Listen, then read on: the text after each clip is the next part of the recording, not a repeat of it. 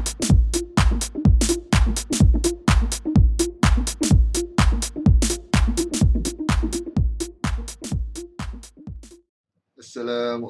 dan selamat sejahtera. Bertemu lagi dengan Cikgu Fairuz Azmi dalam Pendidikan Kesihatan tahun 5 untuk Unit 11 Penjagaan Keselamatan Diri. Untuk tajuk pada kali ini ialah mengenai penyalahgunaan bahan dalam bracket inhalan. Apa yang itu inhalan nanti Cikgu akan terangkan. Rujukan buku teks PJK tahun 5 muka surat 80 dan 81. Okey, seterusnya. Standard pelajaran pada kali ini ialah murid akan mengetahui pelbagai jenis bahan inhalan, menjelaskan kesan penyalahgunaan bahan inhalan kepada kesihatan diri, mengaplikasikan kemahiran berkata tidak kepada penyalahgunaan bahan inhalan, menjana idea cara menangani penyalahgunaan bahan inhalan. Okey, ini apa yang kita pelajari pada hari ini. Okey. Ini yang cikgu maklumkan tadi, rujukan buku teks PJK, muka surat 80 dan 81. Murid-murid boleh semak, boleh buat rujukan buku teks untuk panduan murid-murid. Okey, seterusnya. Apa itu penyalahgunaan bahan? Penyalahgunaan bahan bermaksud menggunakan bahan-bahan seperti dadah, alkohol atau gam dengan tidak mengikut fungsi yang sebenarnya.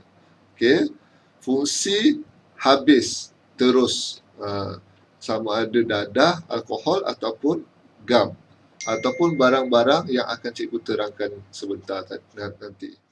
Okay. Seterusnya, apa itu inhalan? Inhalan ialah bahan kimia yang boleh disedut menerusi pernafasan. Yang kedua, boleh mengakibatkan kesan-kesan psikoaktif. Itu ialah bahan-bahan inhalan. Okey, seterusnya.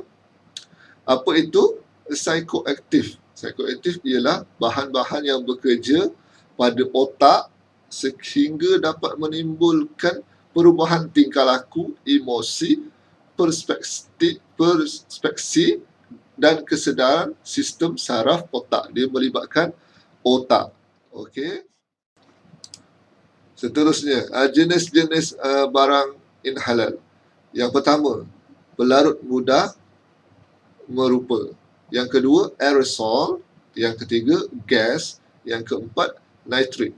Ini 4 jenis barang-barang inhalan. Okey, seterusnya. Apa itu pelarut mudah meruap?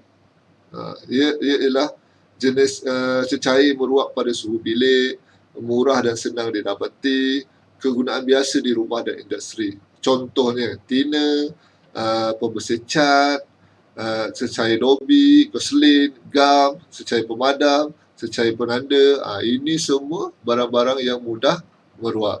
Boleh disalah guna. Okay. Seterusnya. Ini contoh-contohnya. Cecair pemadam, penagal cat, thinner, cecair dobi, minyak gasolin, gam pipe. Ini contoh-contoh gambar raja. Okey. Seterusnya, aerosol.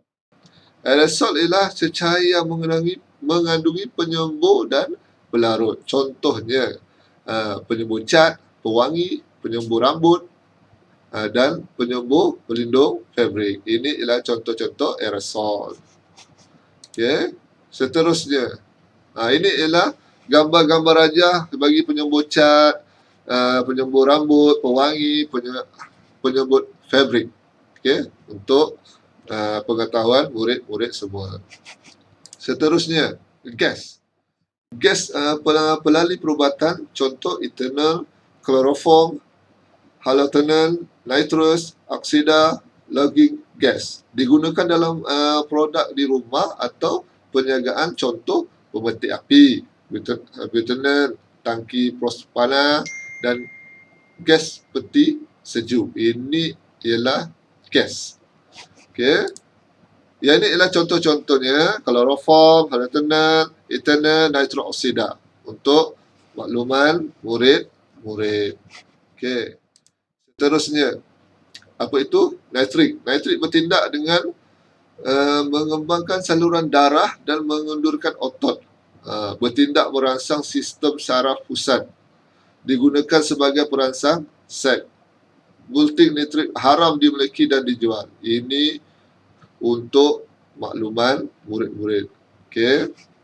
Apa tindak balas yang dilakukan oleh nitrik terhadap anggota badan kita? Okey. Ini cara barang-barang halal disalahgunakan. Yang pertama, boleh dihidu, disedut, menyembur terus ke dalam mulut ataupun hidung. Menghidu wap dari bahan yang disimpan, bakar, dihidu wap. Okey. Menyedut tuala yang direndam dalam inhalan. Menyedut belon berisi gas nitron. Okey, letak dalam belon, hidup. Itu cara yang disalah guna. Okey, ini caranya. Hidu. Okey, hidu. Menghidu wap dari bahan yang disimpan dalam beg. Okey, sedut. Okay, ini semua murid-murid mesti tahu supaya akan kata tidak kepada barang-barang ini. Okey, sedut belon. Sedut dari belon berisi gas. Okey. Sedut melalui mulut dengan kain, letak pada bahan-bahan tu kat kain, sedut. Okey. Menyembur terus ke dalam mulut atau hidung. Okey. Apa kesan-kesan penyalahgunaan bahan yang dah halal? Dia ada 3 kesan. Satu, serta-merta. Yang kedua, jangka pendek. Yang ketiga, jangka panjang. Kita tengok apa kesan-kesannya terhadap 3 kesan ini. Yang pertama, kesan serta-merta. Halusinasi, bersin, batuk, sebut, berdebar-debar, loya, muntah. Ini kesan serta-merta. Okey. Kemudian, kesan jangka pendek.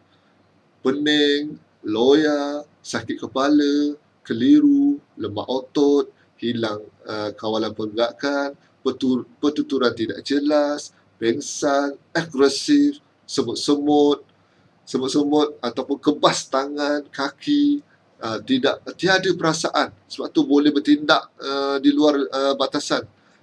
Kesukaran berfikir, tidak boleh berfikir langsung kalau dah ambil barang-barang ni. Hilang kawalan diri. Okey, ini ialah kesan-kesan jangka pendek. Apa itu kesan-kesan jangka panjang? Okey, organic brain damage. Maksudnya kerosakan pada otak. Kerosakan kekal sistem saraf, hati, otot, sum-sum tulang, buah pinggang. Hilang berat badan. Satu selalu tengok penagih dadah, semua kurus-kurus. Okey, gangguan penglihatan, hilang diri baru, kurang pendengaran. Ini kesan jangka panjang. Okey, penyalahgunaan bahan melibatkan 4 jenis pengambilan. Okey, seperti rokok, dadah, alkohol, barang hidup. Yang kita yang cikgu dah maklumkan tadi.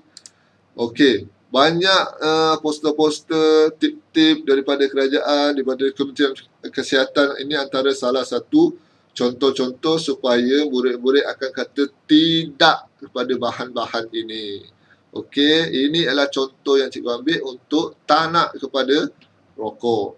Okey, tip-tip menghindarkan agar tidak merokok. Kerajaan, Kementerian Kesihatan banyak mengeluarkan poster-poster yang boleh murid-murid tengok, lihat dan fahami apa bahan-bahan halal yang kita langsung tidak boleh guna.